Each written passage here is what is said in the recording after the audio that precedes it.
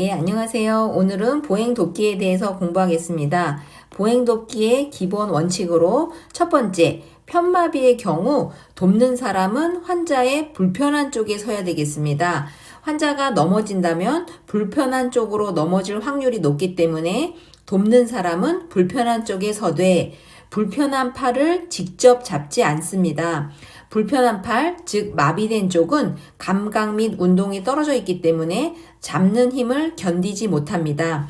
불편한 팔을 직접 잡기보다는 어깨 동무 혹은 허리를 감싸거나 보행 벨트 등을 이용해서 보행 벨트의 손잡이를 잡는 것이 좋겠습니다.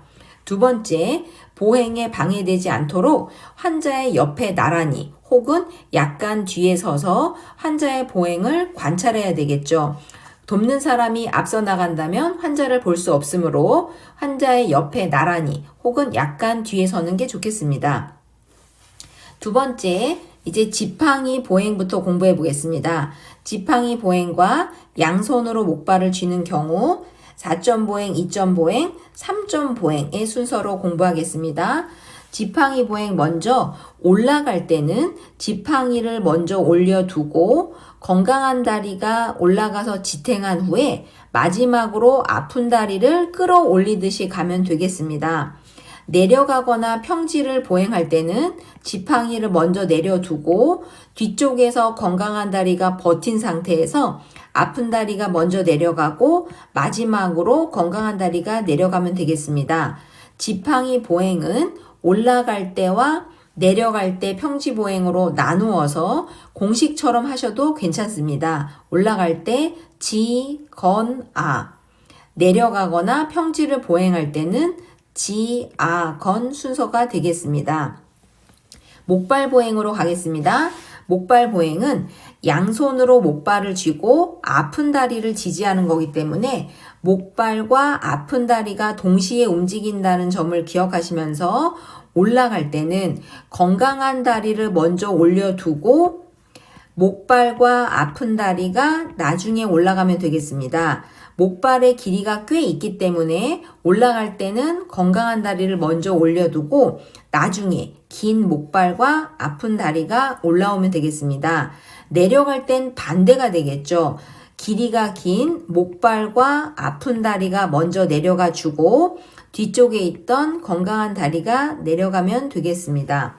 목발, 양손으로 목발을 쥐고 있는 경우에 올라갈 때는 길이가 짧은 건강한 다리 올려두고 긴 목발과 아픈 다리가 뒤따라오고 내려가거나 평지를 보행할 때는 긴 목발과 아픈 다리가 먼저 내려가 주고 뒤따라 건강한 다리가 내려가면 됩니다. 4점 보행으로 가겠습니다. 4점 보행이라고 부르는 이유는 목발 2개와 발 2개 이렇게 이해하시면 되겠습니다. 그럼 4점 보행은 오른쪽 목발이든 왼쪽 목발이든 목발 하나가 나갑니다. 저는 오른쪽 목발로 해보겠습니다. 오른쪽 목발이 나갔다면 크로스, 엇갈려서 왼발이 나가야 되겠습니다. 왼발이 나간 후에는 왼쪽 목발이 나가줘야 뒤따라서 오른쪽 발이 나갈 수 있겠습니다. 이것을 기계적으로 암기하지 마시고 두 손을 목발이라고 상상하시고 두 발을 상상해서 4점을 만드신 뒤에 오른쪽 목발이 나가고 엇갈려서 왼쪽 발이 나간 뒤에 또 목발이 하나 나가줘야 되니까 왼쪽 목발이 나가고 또 엇갈려서 오른쪽 발이 나가면 되겠습니다. 집에서 실제로 해보시면 굉장히 느리고 답답함을 느낄 수 있습니다. 그래서 오른쪽 목발과 엇갈려서 왼쪽 발이 먼저 동시에 나가고 후에 왼쪽 목발과 오른쪽 발이 나가게 되면 2점 보행이 됩니다. 즉 4점 보행을 조금 빠르게 축약한 것이 2점 보행이라고 볼 수 있습니다. 4점 보행과 2점 보행은 양쪽이 동시에 비슷하게 양쪽이 비슷하게 불편한 사람이라고 볼 수 있겠죠. 하지만 3점 보행은 한쪽이 불편한, 한쪽이 없거나 불편한 사람이라 이 3점 보행이 바로 우리가 위에서 공부했던 양손 목발을 쥐고 내려가거나 평지 보행과 일치한다는 걸 알 수 있습니다. 평지를 보행하는 거니까요. 목발과 아픈 다리가 먼저 나가고 뒤따라 건강한 다리가 가면 됩니다.